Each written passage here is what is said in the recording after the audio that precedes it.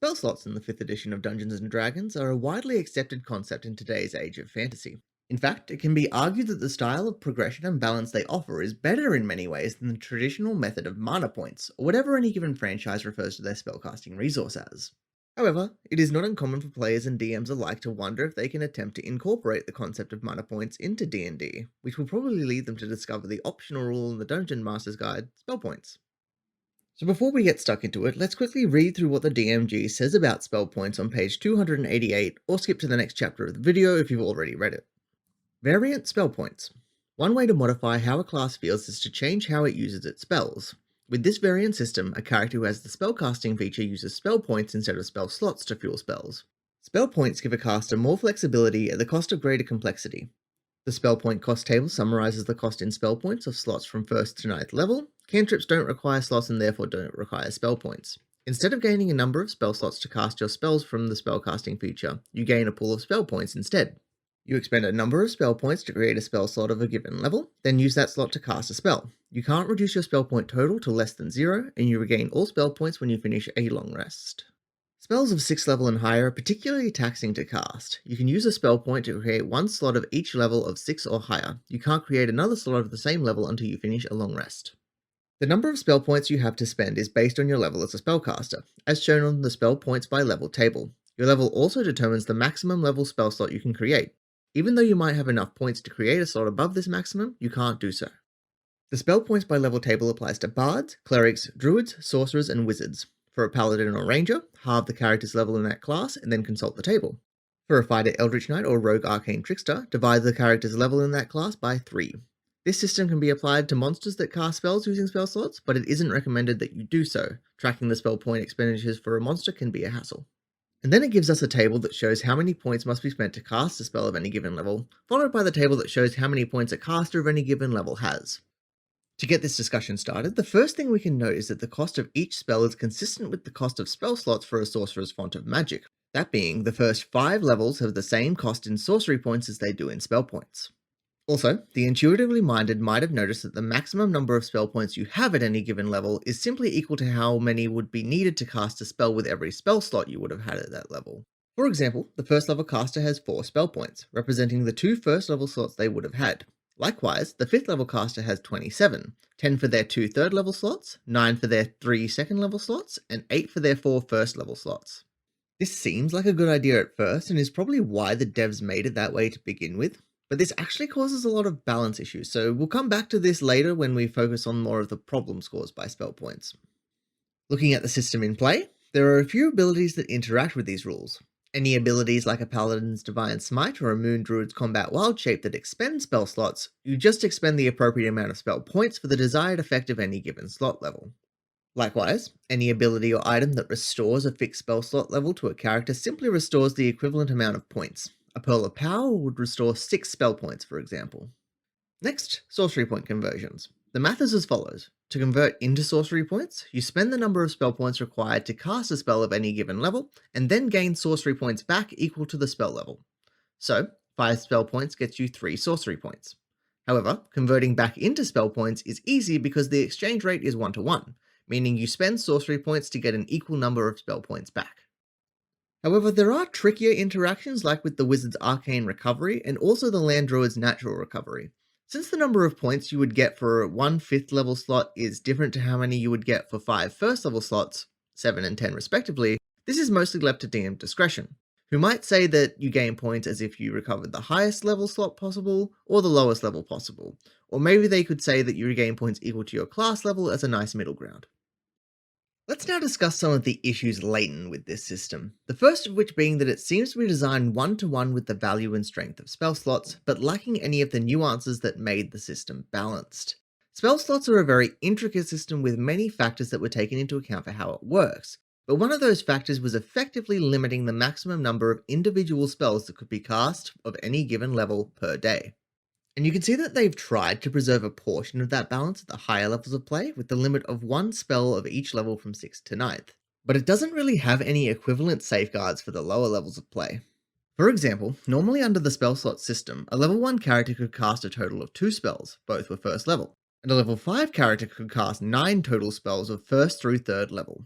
The issue is that under spell points, the same level 5 character could potentially cast 13 individual low level spells or 5 third level spells. Imagine a level 5 wizard who is able to cast Fireball 5 times a day and still cast Shield once on top of it. And you could argue that there's a lot of risk reward in that equation, but the problem is that spells gain power exponentially as they grow in levels, especially for a spell like Fireball that was purposefully overtuned by the devs. So the end result is they're getting a lot more bang for their buck under this system. Now, it did say straight up at the beginning this is a much more versatile system than spell slots. However, simply stating that doesn't change the point that versatility is a form of strength, and D&D spells weren't designed with this kind of strength in mind.